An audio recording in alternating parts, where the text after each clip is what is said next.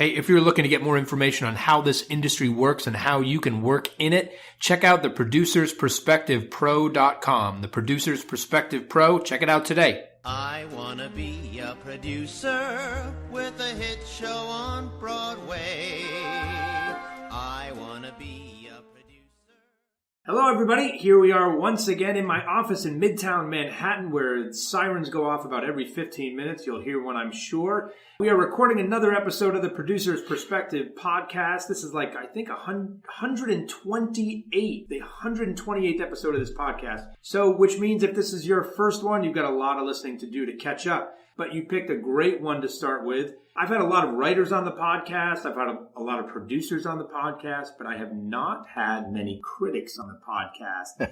We had Ben, we had Charles, and now we have Chris. Please welcome to the podcast the chief theater critic of the Chicago Tribune, Mr. Chris Jones. Welcome, Chris. Thank you. Glad to be here. So, Chris, which came first for you, the love of the theater or the love of writing? The love of the theater, I would say.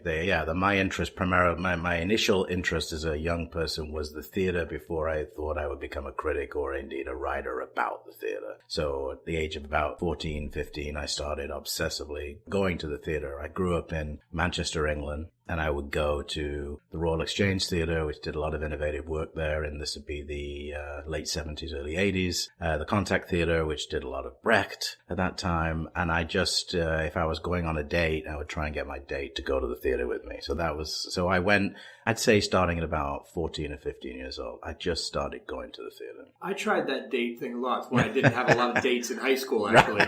No one wanted to go to the theatre with me.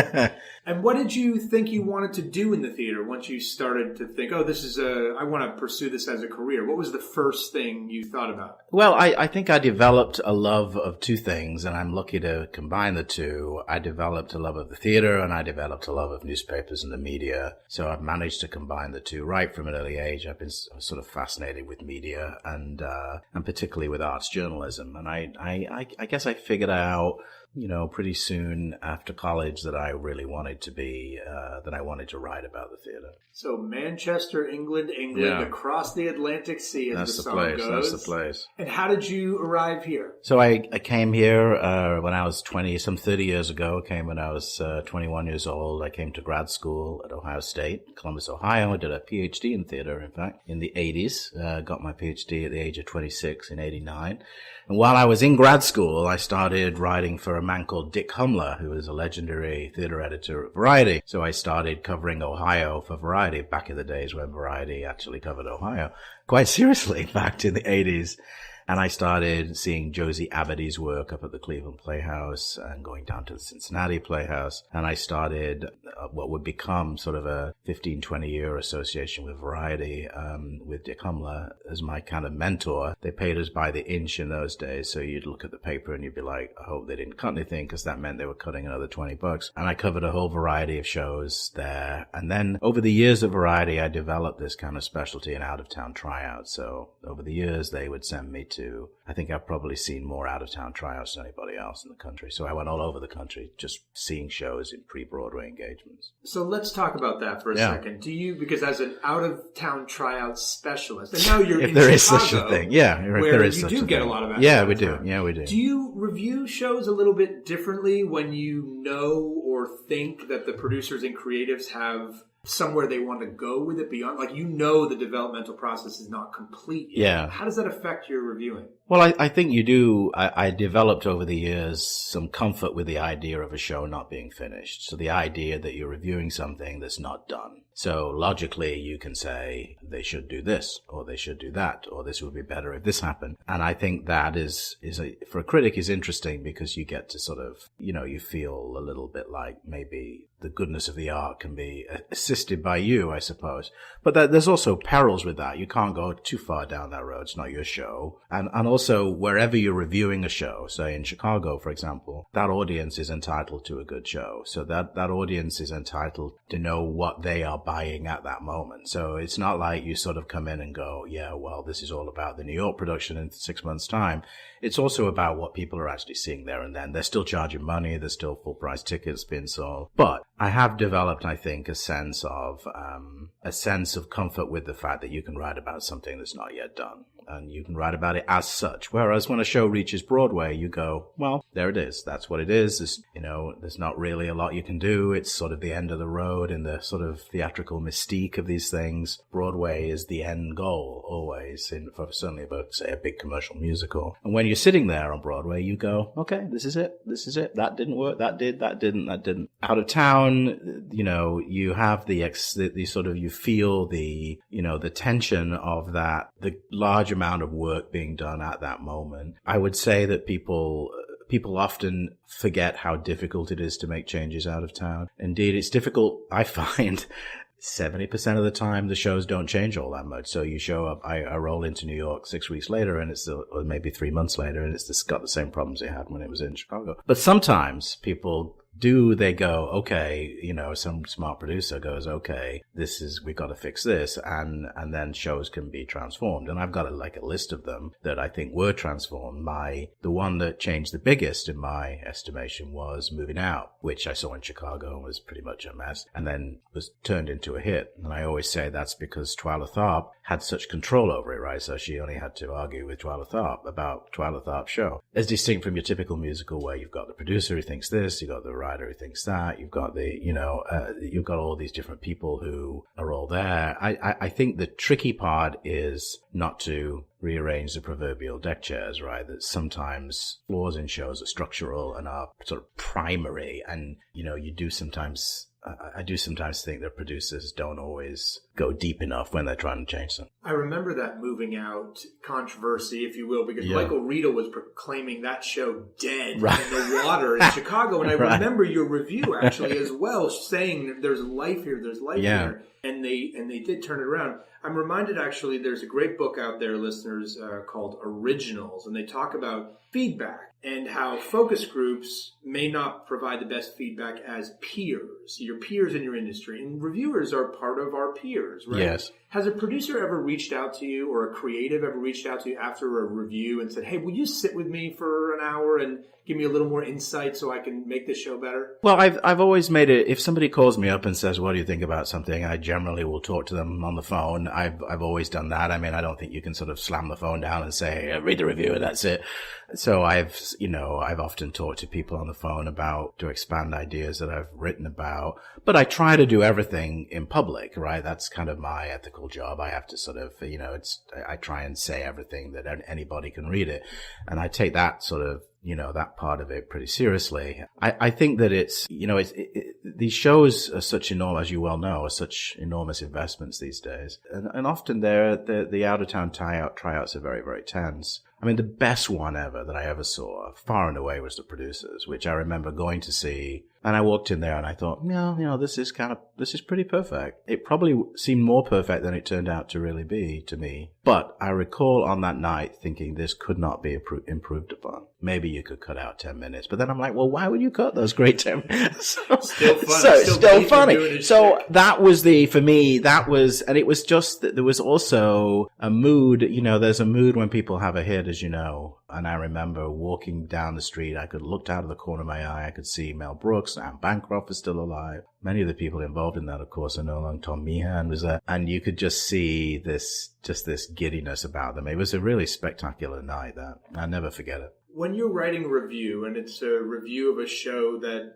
let's face it, just wasn't very good. Yeah. How do you think about the artists involved? Do you think about the folks that this could, and you know what, we'll flip it. You write a review that's really, really great. Do you think, this could make a career? This could hurt a career? How do you separate yourself from, because you're a nice guy. We've met on many occasions. You're a nice critic. I try to be a nice guy. Well, I think the great Claudia Cassidy, who is one of my predecessors in my job at the Tribune, used to say that a critic only has any power to the extent that people act on what they say. That was always her definition of what a critic does. Do people believe you? That's the number one thing. And if I say something that is not good is good, then you become the boy that cries wolf. And then eventually people go, yes, Chris Jones, he likes everything, and they don't go. And that it does not serve the theater. It does not serve the audience. It does not serve my readers. So my number one rule for myself is to tell the truth. I have it taped to my computer. It says tell the truth. So I do my damnedest to tell the truth and to put aside all of the noise around that, like what people are saying about me online, say, or what the effect of the review will be to just tell the truth. And that is my sort of my number one thing.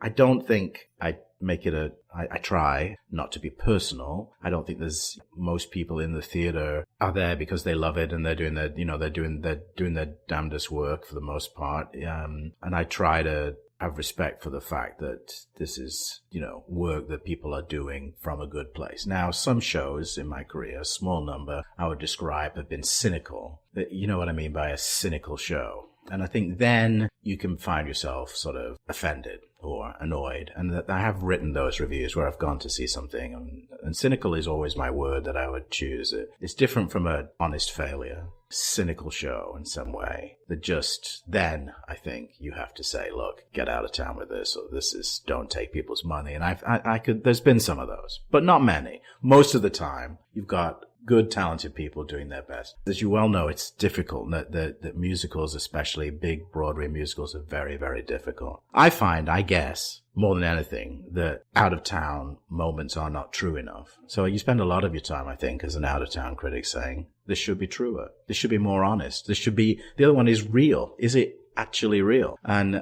often you get moments in these shows that are not authenticated. And sometimes they find that authenticity by the time they get to New York. Sometimes they don't. But, those are it's a sort of fascinating thing. How do you maintain your freshness when you see so many damn shows? I mean, I know I'm a Tony voter, and every time Tony voter season rolls around, I'm like, oh God, I don't know if I want to go to the theater tonight. And frankly, I try to actually cancel my tickets if I'm not in the mood. Yeah. But this is your job. Yeah. Theater, night after night after night. Some nights I'm sure you don't want to go. No, I mean, it's not my leisure activity, right? So I get asked a lot, do you go to the theater on your night off? I go, no. I'd rather go out to dinner. I'd rather climb a mountain. I'd rather do anything than go to the theater on my night off. But I do go to probably 5 or 6 shows a week, most weeks. And no, the thing that I find hardest, I guess, is the play I've seen many, many, many times.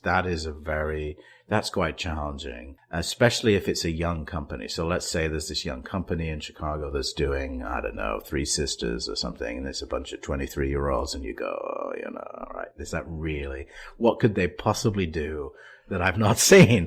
And you have to go, no, stop that. That's lousy talk. You gotta go and you've got to put yourself in the mindset of what they're trying to achieve. And I started as a critic very young in my 20s, and obviously I've gotten older, and you become, I think what I've noticed about the way people perceive me is they perceive me now as a sort of the man, if you like, or an older guy, right, or a middle-aged guy, which is what I am. And I don't feel any different from that young critic who was writing when I was 25 in Variety. And so that I find I find that jolting. I'm always like, really? You think of me like that way? Because it's not how I feel myself. But keeping fresh is a job requirement, I suppose. My immediate predecessor, Richard Christensen at the Tribune, he wrote this book about Chicago theater, and he wrote, I think it's in the introduction, he said something like, I was always anxious to get to the theater. And I always think that's a great, I don't know whether I would say that quite the same way, but I settle into my seat. I was thinking this on Broadway last night. You settle into your seat at a Broadway show and you go, yeah, okay, here we are. And it's a cool place to be. And it's equally interesting when it works and when it doesn't. I try to access that part of me when I was 16, 17. I remember coming into New York and seeing a show and someone asking me later, like, how was it? And I was like, what do you mean, how was it? It was a Broadway show. Right. Of course it was good. Right. They're all good. Right. Not think that Not way. True. So you've been a critic since you were in your early 20s. Yeah. Obviously, a lot has changed in criticism and just how criticism is voiced by many different people. Yes, it is. Talk a little bit about that and how it's changed in positive, negatives. Well, that's a great question. There's a lot of things that have changed about being a critic. Number one is that the media itself has gone through tremendous changes, and arts journalism, it's no surprise to anybody, has been buffeted around, and that the number of theater critics in jobs like mine has been reduced. I'd say probably now full-time theater critics in the US, there's probably less than 20. Right. And I would say if we'd been having this conversation 20 years ago, there would have been more like 100, maybe 200, 150, something like that. And most regional dailies no longer have full-time theater. So it's become a sort of a big city phenomenon, just a small number of papers. I'm lucky to be at one that supports the theater, and the theater supports the paper, so it's not like they're a charity, let me say. So there is obviously some stress there, and the migration online has killed off what I would describe as the adjacent reader, which is to say that from much of the history of the theater in New York and Chicago, you could open the New York Times or the Tribune, and you might be starting to read something else, and your eye would look over and you would see a review of a Broadway show. Now what's happened is that those readers, much of the conversation has migrated to more specialist channels. So I think you've got fervent Broadway fans who have all kinds of avenues to get their information and are as fervent as ever and really consume online criticism and online gossip and all the rest of it. But it's a more specialized. In other words, the percentage of readers who really know and love the theater or work in it has increased. So I am always conscious of trying to maintain what I would call the general audience, which means that you've got to write more and more for people who are not going to see the show and won't go, regardless of if you tell them, it's worth their firstborn child, they're not going to go. So you have to write in such a way that it's interesting to them. That's my number one goal, because that's the bulk of the audience. So that I think is a big change. There's a lot more instant feedback. So critics get attacked on social media, for example, there wasn't social media in that way before. So that is, you have to ignore that. That's difficult for critics. And one of the big dilemmas is how much do you engage in that? And whenever I talk to young critics, I always get into this with them. Do you go on Facebook and say, no, I'm not that at all, I didn't mean that? The problem with that is that you want to avoid the perception of a conflict of interest. It's difficult to be seen in an argument with somebody online who's an artist and then turn around and review them. I like to think that it doesn't matter what you say about me, the review will be the same. And I take that as just a professional thing. But that doesn't mean people perceive it that way. Hence the perception of a conflict of interest, right? So I think that's a tricky thing. So generally speaking, I believe that you shouldn't interact for that reason. But the paradox is that people want a conversation now. They don't want a review and then you disappear, they don't know who you are. They sort of demand a conversation. And if you don't talk, they tend to come after you until you do. So it's a constant, I describe that as a constant negotiation and navigation. The other thing that's changed is that people very quickly now say, Critic X thinks this because they are X. Say a guy or an older person or a young person or this. So the identity of the critic is, and there are critics who sort of revel in that this is who I am, this is my political point of view, this is my review. I guess I've always been a little old school that says, okay, who you are shouldn't matter. You should walk into a show. You should say, what are these creative artists trying to do? And particularly, who are they doing it for? Who is this audience for? And the audience can be as diverse as America itself. And you have to represent that audience, not yourself. And generally, when you don't like something, people will say, well, he didn't like you because he was this. And that irritates me every time. Because I'm like, no, actually, I'm really trying to, with every fiber of my being, I'm really trying to forget my own whatever. Obviously, I have my perceptions of the world. Obviously, I come from where I come from. But this profession requires you to do everything in your power to not be that. And I try. You talk about this conflict of interest, which is such an interesting one. And I remember my podcast with Ben Brantley, and he talked about how he doesn't have any associates or friends in the theater. Right. Like he couldn't because of that potential. Yeah. Which I find very sad. I mean, you love the theater, right? Yes. It's been in your blood since you were 14 years old. Yeah. How do you deal with this when you want to engage with a theater artist that you respect socially? You see someone at a party. How is that like for you? Well, the other complication with this, before I answer that, I'll say this, is that the other problem or issue that comes up is that most of us at some point in our career have been obliged to report on things. And that's certainly true of me.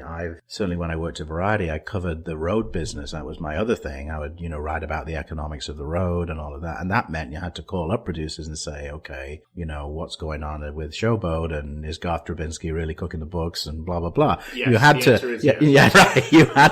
You had to.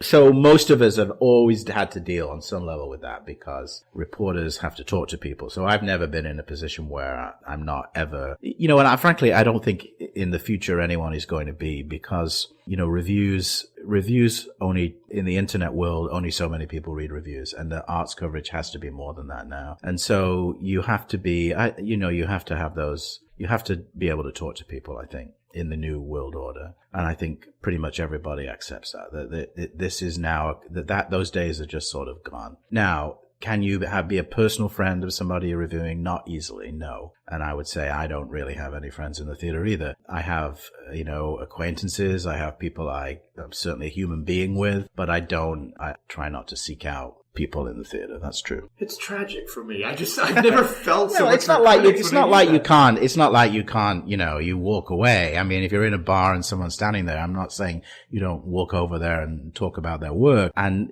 there are certainly times if someone has an issue with something and they say, look, will you come with me to a bar and I really want to talk about this? I say, okay. And I go. I've done it many times, and they'll often attack me for 20 minutes. And, you have to let people talk. You have to talk to people.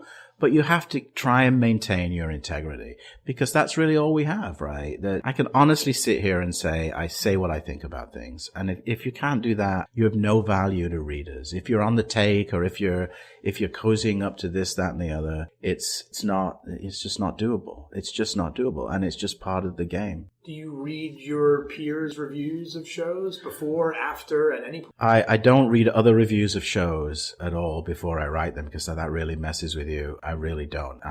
That's like absolutely not. And I usually read what other people have said afterwards. Not always, but I do. I read the critics that I like, and I do for the most part. I think it's sort of hypocritical to be a critic and not read other people's reviews when you're expecting people to read your review. The same way, if somebody asked me to do an interview with me, I generally say yes, because I spend all my life asking people to give up time to talk to me. So it's hypocritical. If you were to say, will you do a podcast with me? And I would say no. Why would I do that? I spend most of my life asking people to give me their time. So it's only decent to give you time, right? I mean, I really feel that. And I think but it's not to say any of this is easy, Ken. It's not. It's a complex matrix of things. You talked about critics being 100 or so 20 years ago. Yes. Now, 20. Yes. What does it look like 20 years from now? That's a great question. I don't know the answer to that. I think Broadway has had something of a renaissance. I think that's true. I think if you look at the upcoming season, there are shows in it that will pass into the popular consciousness in the way that Hamilton has done. This past season probably didn't have those shows, to my mind, with the exception of maybe Evan Hansen slightly. But this next season does, with Harry Potter, which it will be big news here, and Frozen, which whether it's good or bad will be big news. And so those shows are important, I think, because, as was Hamilton, because they create interest. I mean, for example, in Chicago, the Hamilton production, anything we wrote about it, people read. And of course, we all have bosses and they all notice how many people are reading what we're writing. So we write more of it. And we ran the Tribune ran my review of the Chicago Hamilton production on the front page, which is the first time ever that a theater review, at least in my years at the paper, has ever been on the front page. And nothing to do with me and everything to do, not even to do with the quality of the show, really, just to do with the interest in the show. So to some degree, critics are trapped in how interested people are in the theater. So I think it's the theater's job to get as central as possible back into the zeitgeist. And I think the lesson of Hamilton is just that when the theater engages in matters of substance, it pays off. Doesn't mean every show has to, but it pays off. And then the media coverage, the people who are invested in the media coverage, that becomes easier when the work appears substantial. There's a constant prejudice against what I would describe as triviality. So in other words, the constant fight at any big newspaper is that the theater is trivial. And so the critic has to write in such a way that it's not trivial. And you have to hope that what you're writing about is deep enough and complex enough that it won't be perceived as trivial. And I really actually mean that may sound like a simple truism, but I think it's the biggest challenge facing the theater. It's the classic prejudice, the showbiz page. And it has to become, the challenge is always being central to the discourse. Chicago is such a great theater town. Yeah. What can Broadway or New York City learn from Chicago? What do you guys do there that's really good that we should do more of? Well, I mean, some of it's a simple real estate issue, right? It's still possible in Chicago to have your own theater and to be able to afford to run it, on a reasonable budget. So that just helps. I think we have an interest in new work, and we also have generally speaking, a lack of a hierarchy. And what that means in practical terms is that good shows there, even at the lowest level of production, have an ability to sort of bubble up to the top. And some of that truly is the media's, this predates me, but the media's willingness to go and see a broader variety of things. So we go to things and 20 seats and we go to things, like Hamilton. So, and I think that we don't have the rigors of the genres of things like Broadway, off-Broadway, first string, second string. We just don't really do any of that. And that helps sometimes work or talent that just is squeezed out here because it's not falling into established sort of boxes. Didn't get that particular break in that particular Broadway show. Talent can be found. That means you've got to kiss a lot of frogs, but talent can be found. So that's that's the number one thing is the greatest talent really coming to the top? And I think if you cut out all the noise, a critic has to really be a slave to talent. That's what we are. We're just looking for talent all the time and things that work. In all of your frog kissing lately in Chicago, anyone you've got your eye on that you think we should, everyone listening should watch? Well, we've had a lot of innovative companies that have been doing some great work. There's a small company called Steep Theatre that introduced a lot of British playwrights, for example, that had never been produced in New York. I think they do great work. The House Theatre is a creative sort of individual new work kind of thing that's been around for a while. A Red Orchid Theatre, which is Michael Shannon's home theatre, is amping up its game a lot this year. I think I've been kind of impressed with what they're planning. They're taking a production to the Mikado, opening in a couple of weeks.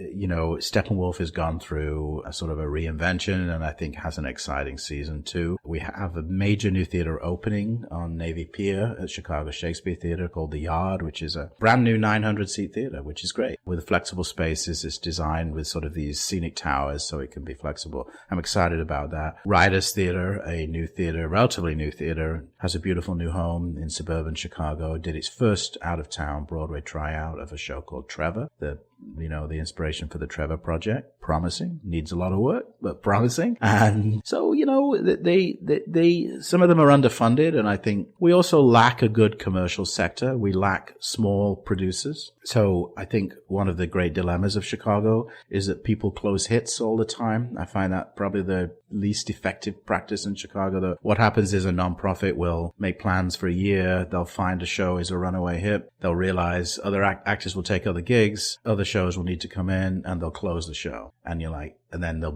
be sold out and then my readers can't get in and they're like, wait, it just closed. That's the worst. Whereas New York is so much better at least investing in the future of the show. That's our dilemma, is lack of commercial producers. If you could get all the writers in the world in one room who all desperately wanted a great Chris Jones review, what would your advice be to them? I believe that most great plays are about how we're all taken from this planet at a time and place not of our choosing. And that is the reality. Almost every Broadway hit's really about that. And I think that's always good advice, that we're always thinking about our own death. So I think that's right. And I think be true and be honest. And those are the things, truth and vulnerability are the qualities I think that are the most abiding. Is it true? We're just always seeking truth. And I think if you go every night, you're just like, will it be true? Will it be true? Will I feel things? Will I be emotionally engaged? And then the other thing that I would add to that in this particular moment is that most things in the world are complicated. And that while we all feel these passions at the moment, and I feel them as strongly as anybody, the theater is often best served by complexity. That I think at most great plays, you walk out of the door and you think, that's more complicated than I thought when I walked in. That the great writers in our history are writers of complexity. And that is the other thing that I think there's always a danger of not enough complexity. So I would say at the moment I find myself going, will this be a complex experience? Complex, like full and sort of indicative of all of the shades of meaning in our lives, indicative of how the world is a negotiation and how the world is, people are doing their best for the most part and colliding with each other and there is bad things happening and good. Is it complex? Does it give a full picture? Or is it just one note that 5 minutes into the play what's going to happen? Complexity. That's the byword for me. Here's a James Lipton-like question for you. Of all the shows you've seen throughout your entire life, not even your life as a critic. Yes. If you had to see one of those shows every day for the rest of your life, what show would it be? Wow, it's really difficult. I mean, there were a couple of shows that I thought were truly extraordinary. One was David Cromer's production of Our Town when it was first produced in Chicago. I emphasize that because it was never the same here. But when it was first done, and in Act 3 of Our Town, Cromer had gone out on the street and literally found street people people on the street in all the senses of that phrase to be part of Act 3. So you walk back into Act 3 of Our Town, and this little basement theater was filled with hundreds of people. It felt like hundreds, scores of people, right? Of all kinds of diversity, of all kinds of age and type and socioeconomic sensibility, who you had no idea were part of the play. And it was one of the most single stunning things. If I could say one moment, that was a great moment. Watching I Want to Be a Producer, that was a great moment. I'll never forget that as long as I live. I won't forget August Osage County in a Hurry. That was a remarkable piece of work. Again, on that first night when nobody knew what it was going to be, I thought, okay, here's a writer who's always been interesting, Tracy Letts, who now has written a major work. And that was tremendously exciting. I thought that was really, really great. So there are these moments that you cherish, I suppose. There was the production of Iceman Cometh, which I didn't think was 100% successful, but there were moments in that, individual moments that were simply extraordinary. And there was particularly for somebody who works in Chicago, because there were so many Chicago actors of such distinguished history in one show at once. And I'd never seen that, and I don't know that I ever will again. So for me, these great moments they're like a collection of small moments. That's what you get. And occasionally it all works sublimely, but I just live for these moments that I won't forget. All right, my last question, which is now known as my Genie question. Yes. I want you to imagine the genie from Aladdin comes to visit you. Did you like Aladdin, by the way? No. Okay, well, the genie from Aladdin comes to visit you anyway and says, Chris, I don't read reviews, so I want to come and thank you for your contributions to the theater over the many years and everything you've done to support new artists. Yeah.